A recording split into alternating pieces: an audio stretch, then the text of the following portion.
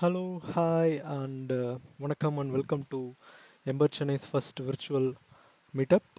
I am Rajshekar Chandran. In this talk, we are going to discuss about modifiers, which is one of the many awesome features introduced in the Octane version of Ember. So this is about me. I am a front-end architect at a company called Freshworks. I am Rajashekar and on GitHub and Rajashekar underscore C on Twitter. So before diving into the topic, let's set the stage first. Let's set some context around modifiers, why we need modifiers. There is this saying called "Don't burn your bridges unless it is the bridge to Hans Island." What is Hans Island, or more precisely, what is known as the Forbidden Island of Han? So this was a reference from the classic movie Enter the Dragon, starring Bruce Lee. Where there is an island where the martial artists will go and fight, and most of them will be get killed. So it's a very good movie. One of my favorite movies. So if you didn't watch it yet, go and watch it.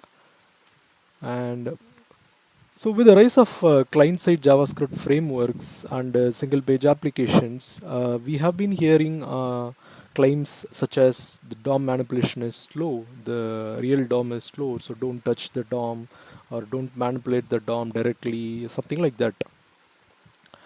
So it was time around in 2013 when Facebook came up with a new framework called React, which is making use of something called virtual DOM. So where your DOM manipulations are, not getting applied directly on this DOM. So instead, we have an intermediate structure called virtual DOM where your state changes are propagated and only the diff is calculated and applied on top of the DOM. So with this move paved way for the rise of new JavaScript frameworks based on virtual DOM like React, Preact, and so on. But later, some years later, we realized that even virtual DOM is also just pure overhead. It is just some additional work or some boilerplate code. It's doing and keeping the DOM manipulations for slow for very large data and stuff like that. So the community decided to do something about it. Like, so why can't we make the DOM fast instead of having a new construct called virtual DOM? So people started working on making the DOM faster or using the DOM and making the updates faster or something like that. So this gave way for a new class of JavaScript frameworks called as compilers, which is actually betting on the DOM itself. It is not making use of any kind of virtual DOM or something like that. So the pure idea is using the DOM and making your frameworks faster with zero runtime or less cost to parsing or something like that. So there are a lot of good frameworks like Glimmer.js, Svelte, so working based on this philosophy. Um, and it proved somewhat right to go into this direction, and these frameworks are picking up pace in 2020, 2019, something like that. So this brings us to a place where we should need to be reminded of the fundamental fact of life is that those who do not remember the past are condemned to repeat it. So just like how we forget that DOM is actually crucial for building web applications. So because the DOM manipulation is slow, or we are using ineffective ways to update the DOM or keeping the content in the browsers in sync. So it doesn't mean that the DOM is a bad thing or something like that. So that is that gives one more enlightenment or insight, something like for us front-end developers, the fundamental fact is that we don't manipulate the DOM manipulates us. So so with this in mind, so how we are going to do simple and effective DOM manipulations in a framework like Ember.js. So that's where modifiers comes into play. Modifiers is a primitive way to manage side effects or DOM manipulations. So they're similar to handlebar helpers, and they could be functions or classes, and they can be directly used in templates. So you don't have to write JavaScript to manipulate the DOM like we used to do in previously. So we'll see that in more. So and one more thing is like modifiers are nothing new in Ember. Basically, we are already used the action modifier, and also they have been in Ember from Moon.x, where we have modifiers like bind attr, um, so which is used to bind dynamic values to the attributes. So which was in 1.x, and it has got late removed in 2.x, I think. So modifiers are from the beginning in Ember. So it is just that in starting with Ember Octane, we have the provision to create our own modifiers. So you might be thinking that we already have lifecycle hooks. Does it solve the same problem, right? So, but like we needed better DOM solutions because of these following reasons, or we need to find a way how we can tackle these questions. Questions like how can we easily target specific elements within a component instead of the targeting the root element of the component. How do we target specific elements within a component? Okay, and how can we have related code in the same place with the respect to the event handling for particular components within the particular elements within the component, or something like that. And how can we easily share code between components? How can we work with template only components, tagless components, and Glimmer components? These are actually new with Ember Octane. So before Ember Octane and Glimmer, we used to use the lifecycle hooks for these purposes, but with Glimmer and Ember Octane taking the HTML first approach, so we are more looking for more declarative ways to do the same within our handlebar templates. So the first question we'll take at is allow targeting specific elements more easily. So like lifecycle hooks only allow you to work with the component's root element. Let's say for example, take this did an insert element. You have the this dot element. This is which is the root element of the component, right? So if you want to access an element within the component, something like a button, we have to spin up our own DOM queries like this. Okay, and if you want to attach event listeners, so we have to find that particular element using our own DOM selectors, um, and implement that. And how do we allow related code to live in the same place? Like something like this. So take this for an example. So this is a simple component which is adding a tooltip listener. So as you can see, this is doing adding a tooltip listener and attaching event listeners to the button, and handling the on-click event handlers. So there is some part of the code which is not relevant to the component itself, so which can be moved away from the component and keep it in a separate place. So because we there is this thing called separation of concerns, and that is a very good thing to follow also. So that will make sense here, right? So modifiers seems to be a good candidate for doing the same. Because they have their own setup and tear down logic, completely self-contained. It does not pollute your code with all this kind of event listeners and DOM queries and all.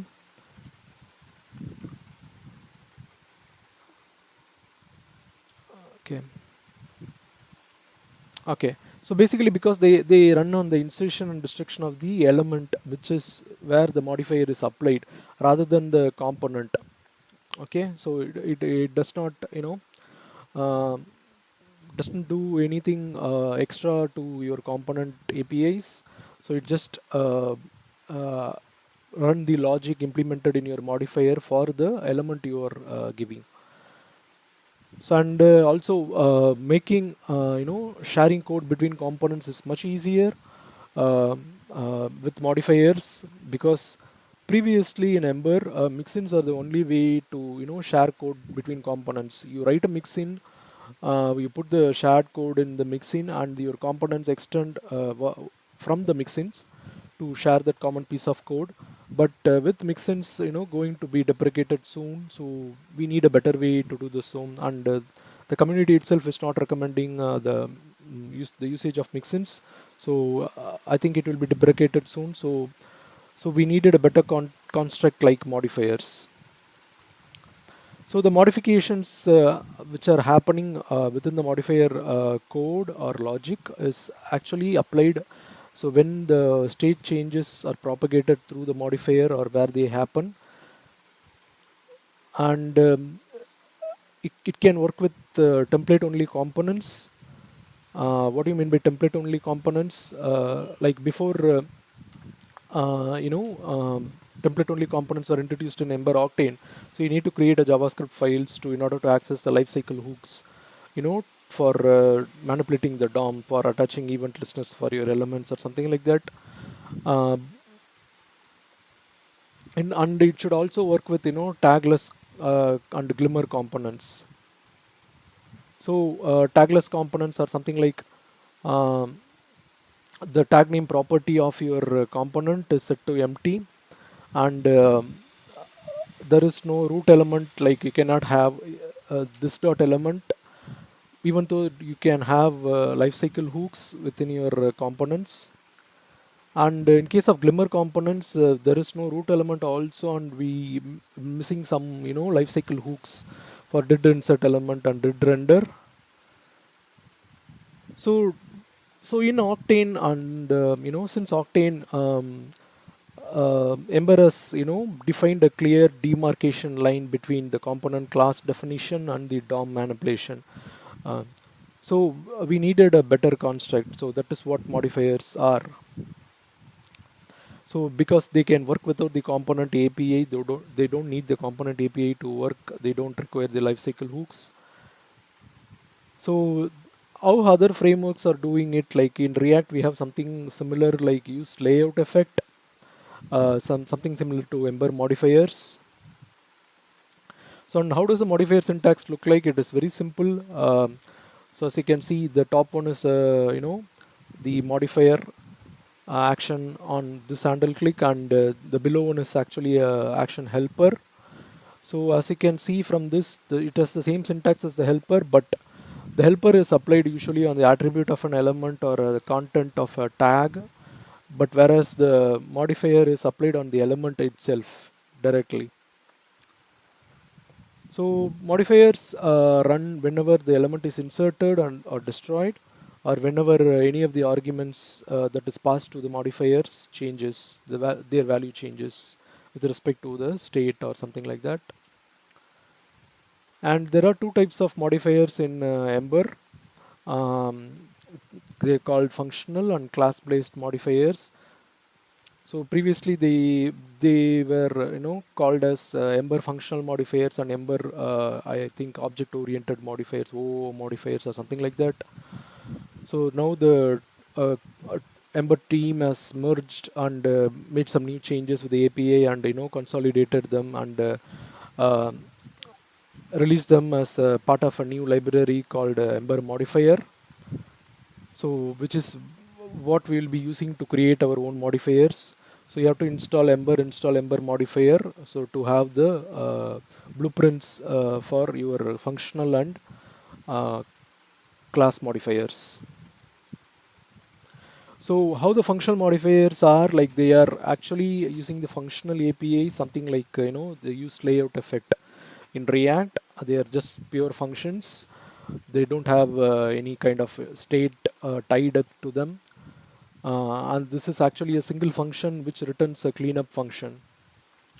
So this is how you generate a functional modifier. You say Ember generate modifier and the modifier name. So here we are creating a modifier, something like adding a dark mode for your applications. So this modifier is applied on any element, and it will apply the respective classes. So as you can see here, we are passing the some settings, user settings, whether the dark mode is enabled or not, and the element is automatically passed whichever element the modifier is applied on. And we also take some additional parameters in an array. And it returns the cleanup function, like after the modifier is destroyed or tear down, so it will run the cleanup functions. In this case, it will remove the dark mode classes. So this is apply how you apply the dark mode modifier. So you say within the element you say dark mode and you pass the arguments or properties. In this case, we are passing the class for the dark mode.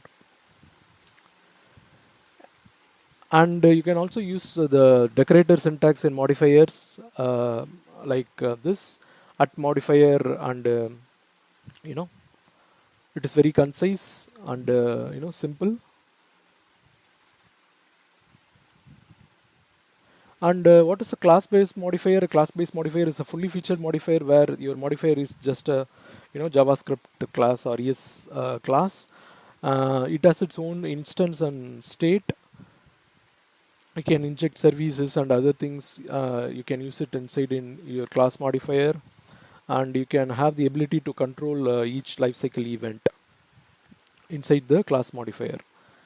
So this is how you create a class modifier. You say ember generate modifier and the modifier name. Along with it, you pass a flag underscore underscore dash dash class. This will create a class modifier named dark mode. And this is how the dark mode class modifier will look like. As you can see, we are just directly injecting the services here instead of specifying the service as a dependency, and like we used to do it previously in functional modifiers. And we are making use of the did insert, will destroy, and did update lifecycle hooks.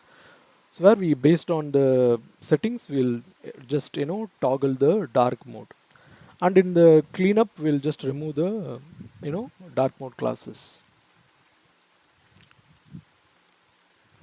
So, and these are some of the modifiers in the Ember ecosystems.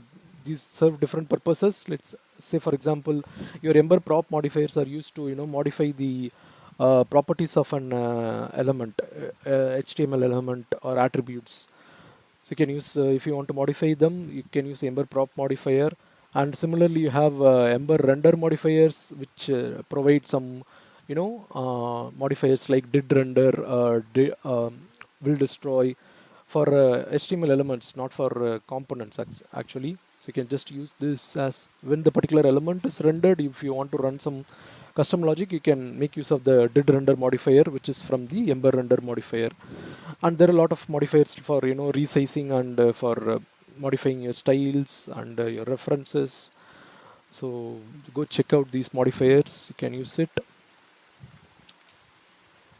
So what is the takeaway from this talk is that, like, the first takeaway is that, so don't burn your bridges to the DOM, because uh, you never know when you will want to touch or directly interface with the DOM, um, because it is simply not possible to create real world web applications or large scale web applications without directly interfacing the DOM or touching the DOM. And also DOM is not a bad thing. So it is the logic to update the DOM, or the approach used to sync the DOM with the state, is where we need to concentrate our efforts. So we need to come up with effective and easy ways to do the same. But instead of blaming that DOM is slow, is not the right thing, I think. And modifiers in Ember are the most elegant and declarative way to manipulate the DOM, because you can directly use it in your templates. And with Octane going the HTML first approach, I think this makes more sense here, to have modifiers to manage the side effects for DOM manipulation.